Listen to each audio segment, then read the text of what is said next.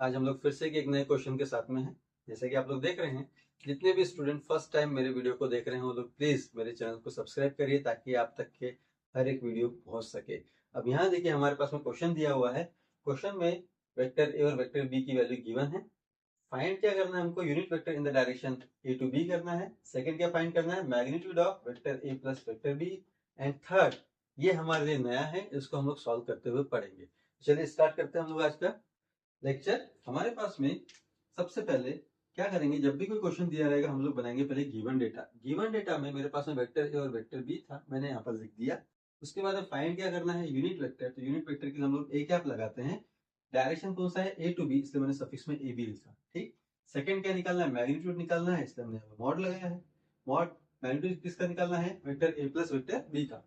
उसके बाद में थर्ड टर्म दी है, ये टोटल मॉड है हमारा। उस मॉड के अंदर में क्या दिया हुआ है, vector A plus thrice B upon में मैग्नीट्यूड और mod of vector A plus thrice vector B. ठीक, इनटू में क्या है, वेक्टर बी है। अब हमको इसको बारी बारी से सॉल्व करना है। सबसे पहले हम लोग सॉल्व करेंगे यूनिट वेक्टर ए बी को। यूनिट वेक्टर ए बी का फॉर्मूला बनेगा resultant of vector A B upon में mod of vector A B. ठीक है। अब क्या करेंगे हम लोग, जब इसको बनाएंगे तो बनाते समय हमको ध्यान में रखना है कि इसका हम लोग डायरेक्टली आंसर नहीं निकाल सकते। तो हमको क्या करना है, पहले रिजल्टेंट वेक्टर ए बी को फाइंड करना है, देन उसके बाद में उसका मैग्नीट्यूड निकालना है। उसको हम लोग दे देंगे इक्वेशन नंबर 1। अब यहाँ पर जब हम लोग रिजल्टेंट वेक्टर निकालेंगे ए बी को, तो क्या होता है, जो भी सेकेंड टर्म होती है उसको पहले लिखना पड़ता है, माइनस में फिर जो फर्स्ट टर्म होती है उसको बाद में लिखना पड़ता है। यहाँ पर हम लोगों ने लिखा। इसके बाद यहाँ पर हम लोग वैल्यू को अप्लाई करेंगे। तो वेक्टर बी का वैल्यू कितना है हमारे पास में, -3ax -4ay -5az। माइनस में वेक्टर ए का वैल्यू कितना है, ट्वाइस ax +6ay -3az। अब जब इसको सॉल्व किया जाता है तो आपको ध्यान में रखना है कि जब भी आप एडिशन करते हो या फिर सब्सट्रैक्शन करते हो तो हमेशा x के कोएफिशिएंट को x के कोएफिशिएंट के साथ में रिलेट करोगे, y के कोएफिशिएंट को y के कोएफिशिएंट के साथ में रिलेट करोगे, z के कोएफिशिएंट को z के कोएफिशिएंट के साथ में रिलेट करोगे। तो क्या होगा, देखो -3 ब्रैकेट ओपन करेंगे तो ये हो जाएगा -2 -3 -2 -5ax, -4 ब्रैकेट ओपन करेंगे तो माइनस प्लस माइनस हो जाएगा तो -4 -6 कितना होगा, -10ay। ये -5 है, ब्रैकेट ओपन करेंगे तो माइनस माइनस प्लस 3 हो जाएगा तो -5 + 3 कितना हो जाएगा, -2az। तो ये जो रिजल्ट निकला है किसका निकला हमारे पास में, रिजल्टेंट वेक्टर ए बी का निकला।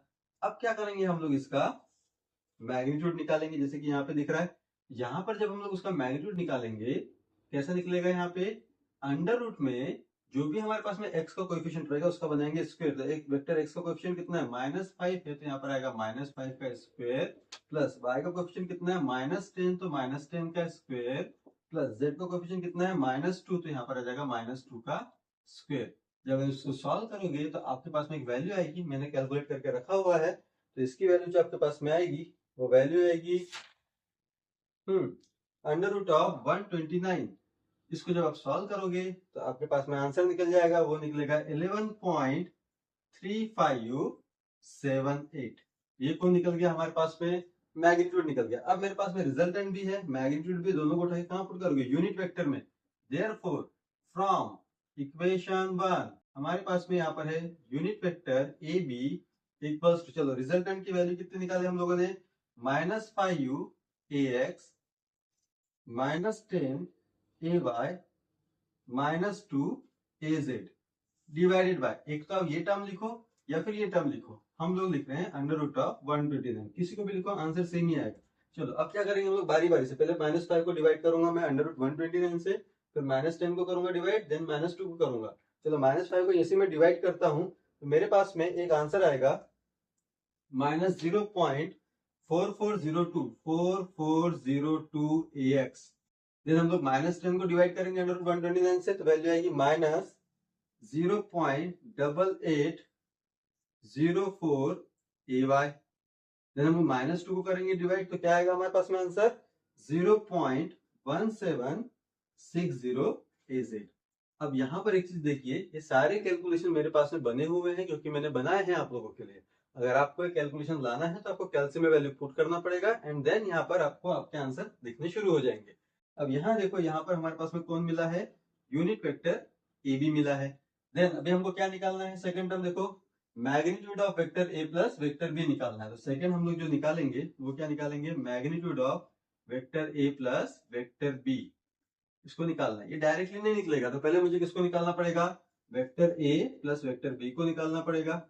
वेक्टर ए का वैल्यू है मेरे पास में गिवन, कितना है, ट्वाइस ए एक्स है प्लस 6ay है माइनस 3az है, प्लस वेक्टर बी का वैल्यू हमारे पास में गिवन है माइनस 3ax है, उसके बाद माइनस 4ay है, एंड देन माइनस 5az है। अब क्या करेंगे हम लोग, सॉल्व करेंगे सिंपल। x का रिलेशन x से, y का रिलेशन y से, z का रिलेशन z से। बताओ जरा, 2 माइनस 3 कितना होगा, minus 1ax plus 6 minus 4 plus 2ay minus 3 minus 5 minus 8az। दिख रहा है। अब क्या करेंगे हम लोग, इसका निकालेंगे मैग्नीट्यूड।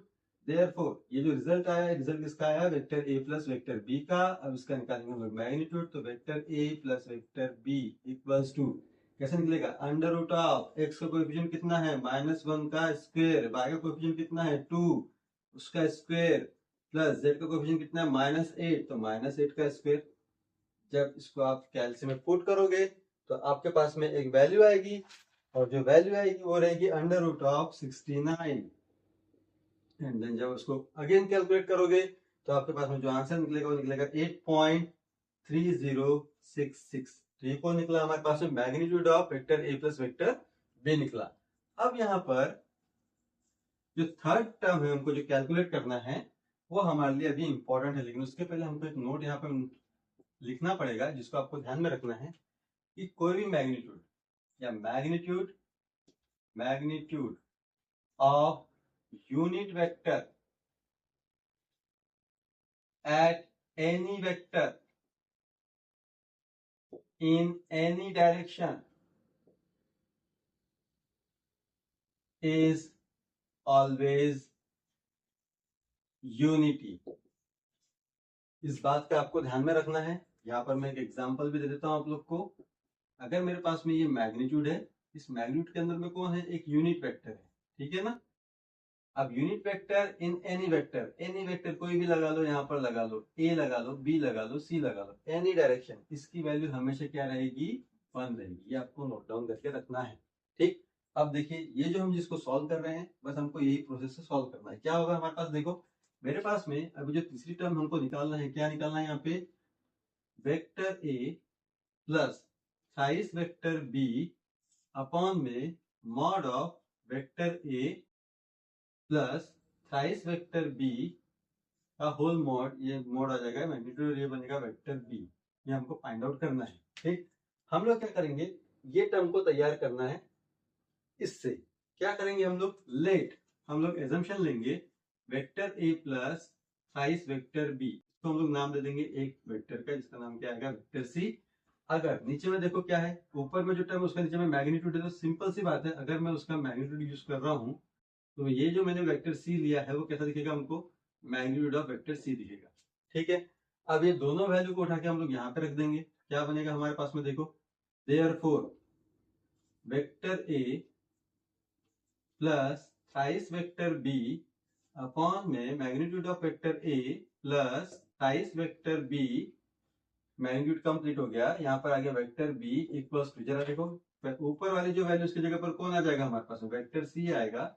नीचे वाली जगह पे क्या आ जाएगा हमारे पास, मैग्नीट्यूड ऑफ वेक्टर सी आएगा, इनटू में क्या आ गया, वेक्टर बी आ गया।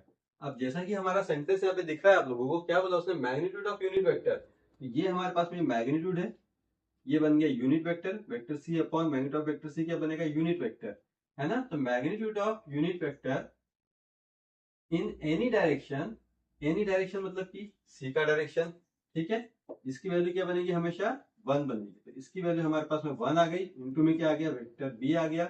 1 इंटू वेक्टर बी क्या रहेगा, वेक्टर बी ही रहेगा, और वेक्टर बी का मेरे पास में आंसर गिवन है। तो वेक्टर बी का आंसर कितना गिवन है मेरे पास में, -3ax -4ay एंड -5az। तो ये हो गया आपके पास में फाइनल आंसर। समझ में आया? आई होप आपको आज का न्यूमेरिकल पसंद आया होगा और ये जो नया टाइप आपको देखने के लिए मिला ये भी पसंद आया होगा। तो हम लोग नेक्स्ट लेक्चर में मिलेंगे एक नए वीडियो के साथ में। तो ज्यादा ज्यादा सब्सक्राइब करते हुए जाइए please. Thank you so much.